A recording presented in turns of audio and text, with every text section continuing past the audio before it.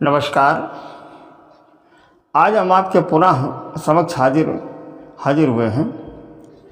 वो केवल इसलिए कि अभी कुछ दिन बाद दीपावली का त्यौहार आने वाला है और इसी के अंतर्गत तमाम लोग फ़ोन करके पूछते हैं कि मुझे कोई ऐसा उपाय आप ये बताइए कि ताकि दीपावली पर हमारे ऊपर लक्ष्मी जी की परमानेंट माने एक स्थिर लक्ष्मी का निवास बना रहे और हमें कभी कोई परेशानी हो। और बात भी एकदम सही है कि बगैर लक्ष्मी जी के धर्म भी नहीं होता है।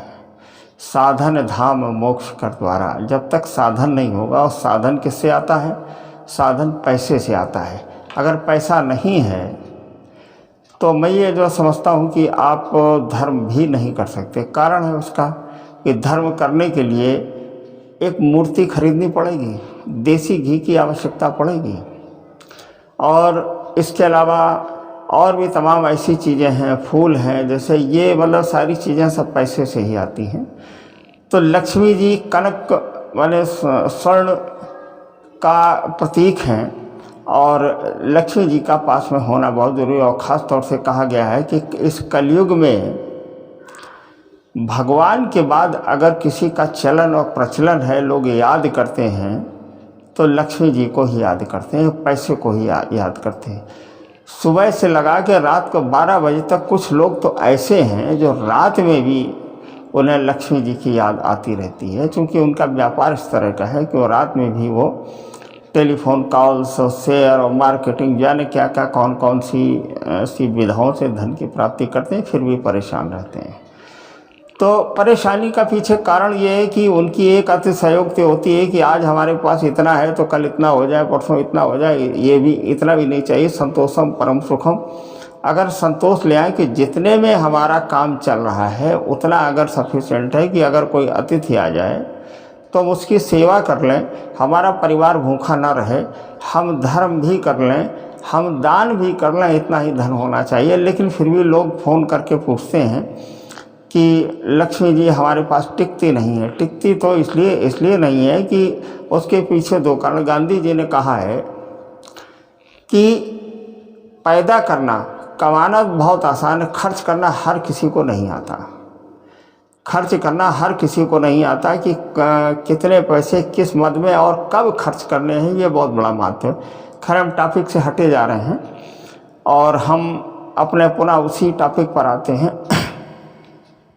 हमारे 33 करोड़ देवता, 33 कोटि देवता है, करोड़ नहीं। लोगों ने इस निर्णय से 33 करोड़ कहना शुरू कर दिया है, जबकि 33 प्रकार के देवता हैं।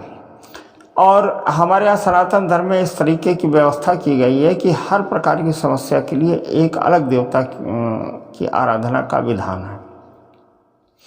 जैसे अगर आपका बेटा अगर आपसे पूछे कि मुझे विद्या नहीं आती है और मुझे परेशानी होती है, मुझे याद नहीं होता है, हम जो अपना सब्जेक्ट पढ़ते हैं उसे हम समझ नहीं पाते हैं, तो किस देवता की हम पूजा करें?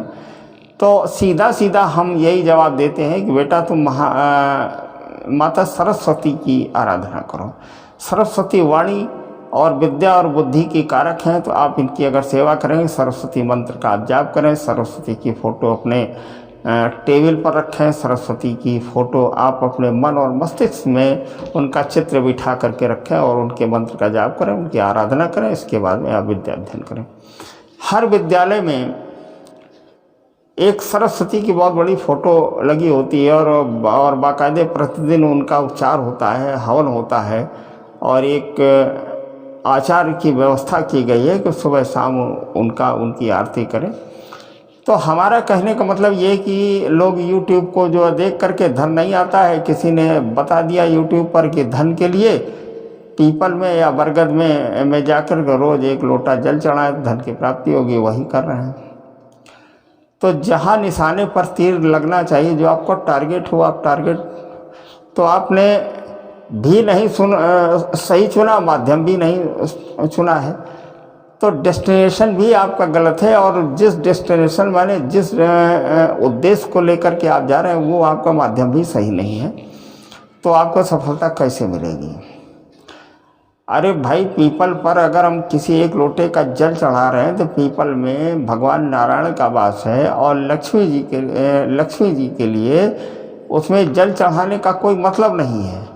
अगर हम कड़वे तेल का दीपक हम जो है जला रहे हैं तो शनि की आराधना हमें करनी चाहिए। तो लोग करते क्या हैं, यूट्यूब पर देखा और देखने के बाद उन्होंने पूजन प्रारंभ कर दिया और अंत में उन्हें जब सफलता नहीं मिली तो परेशान होने लगते हैं और एक धर्म के प्रति उनकी एक अनिच्छा, एक नास्तिकता जागृत हो जाती है। ऐसा नहीं करना चाहिए। आज हम बात करेंगे कि लक्ष्मी जी की आराधना के लिए एक मंत्र की बात करेंगे और 41 दिन की बात करेंगे। देखिए ऐसा है, जब तक आप पूरी तरह से साष्टांग नहीं होंगे और समर्पण की बात नहीं, देखिए पूजा और भक्ति में अंतर है। पूजा तो ये होती है कि सवेरे उठे और नित्य पूजा करी, आरती करी, कपड़ा पहने, दुकान पर जो है चले गए, ऑफिस जो है चले गए, दिन भर कोई भगवान का जिसकी हम पूजा करके आए उसका कोई भी नाम नहीं लेना है। और जबकि आराधना का मतलब ये है कि हमें उन्हीं के प्रति समर्पित होना है। हम ये नहीं कह रहे हैं कि आप अपना दूसरा काम छोड़ दें। हमारा मतलब केवल इतना है कि उठते बैठते सोते जागते 41 दिन आप ये नियम जो है बना लीजिए कि हमें माता लक्ष्मी की, माँ लक्ष्मी की हमें आराधना करनी है। अच्छा, इसके लिए कुछ ऐसे तरीके हैं जो आप इस्तेमाल कर सकते हैं। जैसे दिन भर में 300 बार तो आप लोग मोबाइल देखते हैं। आजकल मोबाइल देखने का प्रचलन बहुत है। मोबाइल की व्यवस्था ये है कि मोबाइल की वजह से कईयों घरों में तो एक तलाक की नौबत आ गई। बहू आई और सब्जी जल रही है, वो मोबाइल पर फेसबुक और ट्विटर जाने क्या क्या वो चलाने के चक्कर में लगी हुई हैं। तो इससे विरोध की स्थितियां पैदा हो जाती हैं। तो मित्रों, इसके लिए जैसे माँ लक्ष्मी 41 दिन की हम बात कर रहे हैं, 41 दिन आपको आराधना करनी। इसके लिए कुछ ऐसे साधन जो बता देता हूँ कि आप मोबाइल में उनके रिंगटोन लगा लीजिए, उनकी फ़ोटो आप लगा लीजिए और चलते फिरते उठते बैठते ओम महालक्ष्मी नमः, ओम महालक्ष्मी नमः, जय महालक्ष्मी, ये इस तरीके से उनका उच्चारण आप जब करेंगे तो कम से कम 200-400 बार दिन में आप करेंगे तो समर्पण की भावना एक आएगी। और जब किसी का नाम आप बार बार लेंगे, अब कालिदास जी ने उल्टा नाम जपा था तो इस जो संसार में वो प्रसिद्ध हो गए, सारे जग ने उनको जाना।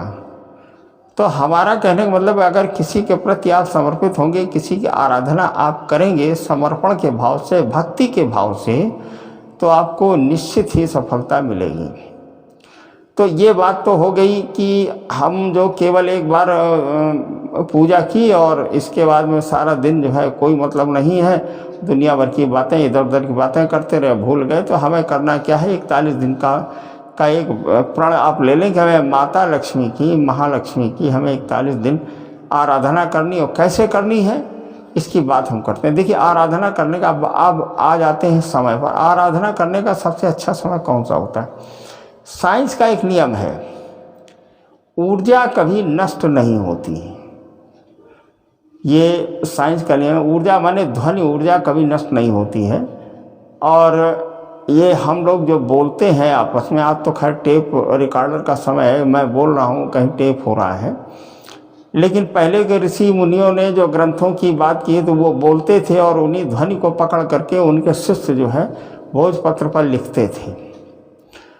तो ध्वनि कभी नष्ट नहीं होती। हमारा मतलब ये है कि इसके लिए जो आराधना का जो आप समय ले लें वो रात का समय ले लें। अगर भोर पहर हो जाए 3 बजे से और 5 बजे के मध्य में तो ज़्यादा बढ़िया है, क्योंकि उस समय एकदम बिल्कुल शांति होती है।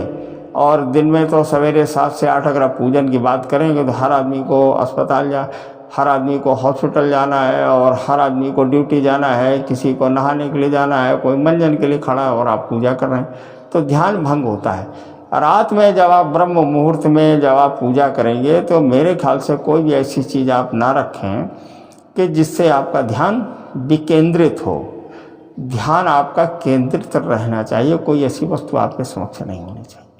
अब करना क्या है, लक्ष्मी जी की पूजा आपको कैसे करनी है? आपने देखा होगा ऋषि मुनि साधु संत पहाड़ों पर जाकर के साधना करते थे। पहाड़ों पर जाकर के इसलिए जो है करते थे कि उनका ध्यान जो है बिल्कुल केंद्रित होता था, कोई एटमॉस्फेयर का कोई डिस्टर्बेंस नहीं, केवल एक ही जगह ध्यान उन्होंने लगाया कि मन में एक जिस ईश्वर की वो आराधना कर रहे हैं, जिस शक्ति की आराधना कर रहे हैं, उसकी छवि उनके सामने है और उन्होंने उसका जाप या उनका मनन जो भी है, उनकी पूजा विधि, आराधना विधि है, उसका उन्होंने करना शुरू किया और उसका परिणाम उन्हें मिलता है, उन्हें वो सिद्धि प्राप्त हो जाती है। तो प्रातःकाल करना चाहिए या रात में करना चाहिए। जैसे हम लोग हवन की बात करते हैं, जब ऑनलाइन हवन की बात करते हैं, तो बाहर के, जैसे इंडिया के बाहर के जो लोग हैं, तो वहाँ उनका दिन होता है और यहाँ हम लोगों की रात होती है, तो रात में ही पूजन और की व्यवस्था करते हैं, वहाँ उनका दिन होता है। तो यहाँ हमें सुकून मिलता है मंत्र वगैरह बोलने में और वो लोग आराम से कर ले जाते हैं।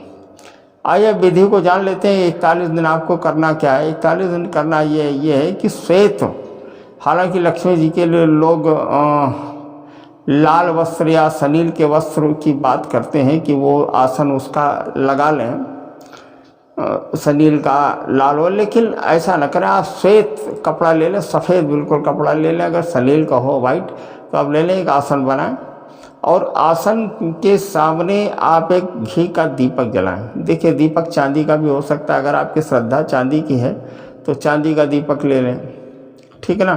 पीतल का दीपक ले लें, तांबे का दीपक ले लें, केवल लोहे का दीपक इस्तेमाल ना करें, ठीक है। अगर जब कुछ भी ना संभव हो पाए तो मिट्टी का एक दीपक ले लें, सबसे शुद्ध वो आप ले लें, 4 बत्ती वाला, जो चारों दिशाओं को प्रदर्शित करने वाला, इसे आप रख लें।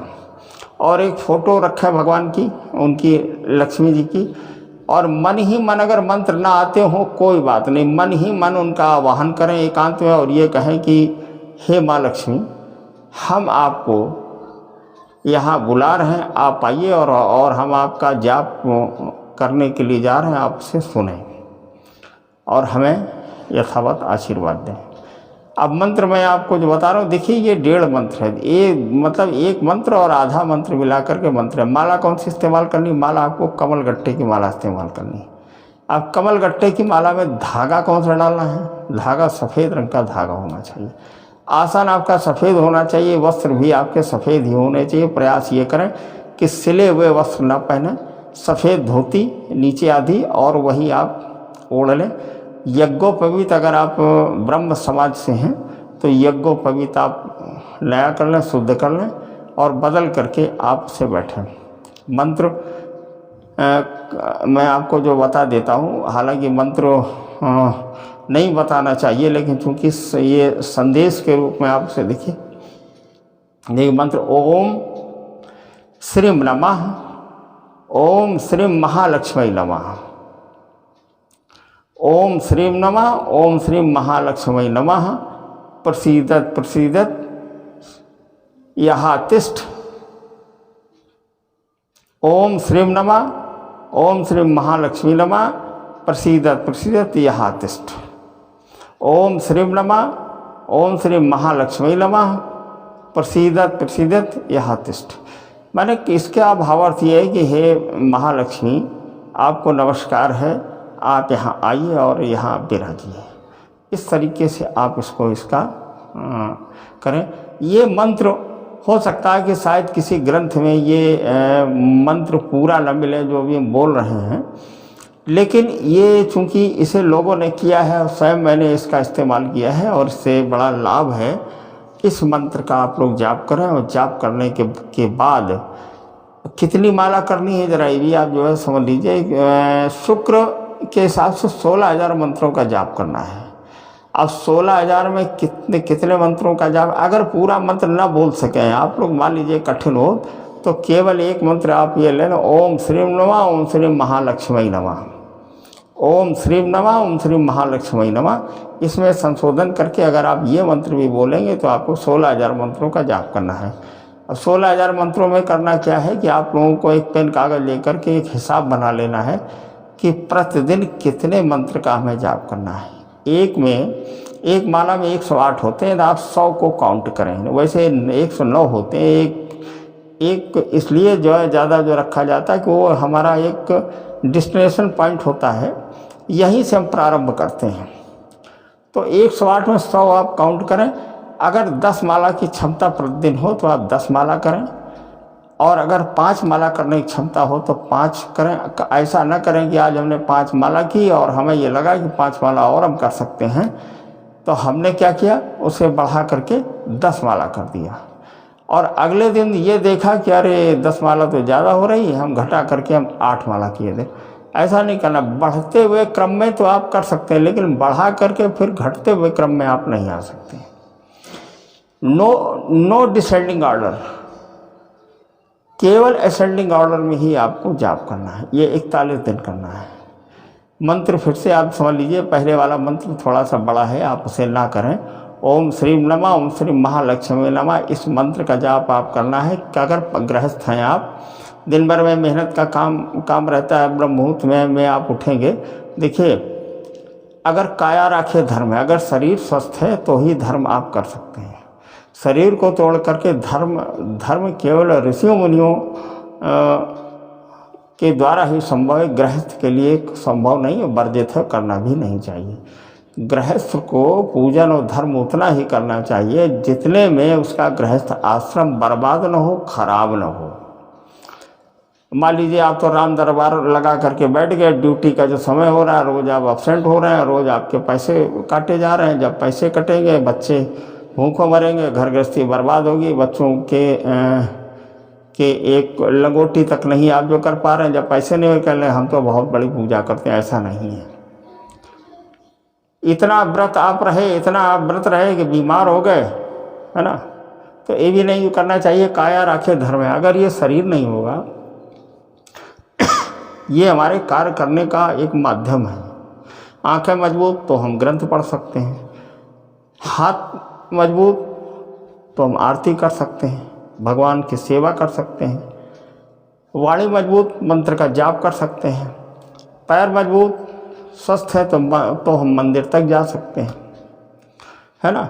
मन और आत्मा अगर मजबूत है तो उनके बारे में चिंतन कर सकते हैं, उनके बारे में हम मन ही मन में जाप कर सकते हैं। तो ये सारी तो लिहाजा काया का स्वस्थ होना बहुत ज़रूरी। कभी भी इतनी पूजा करने की मैं सलाह नहीं देता हूँ जिससे शरीर हमारा बर्बाद हो जाए।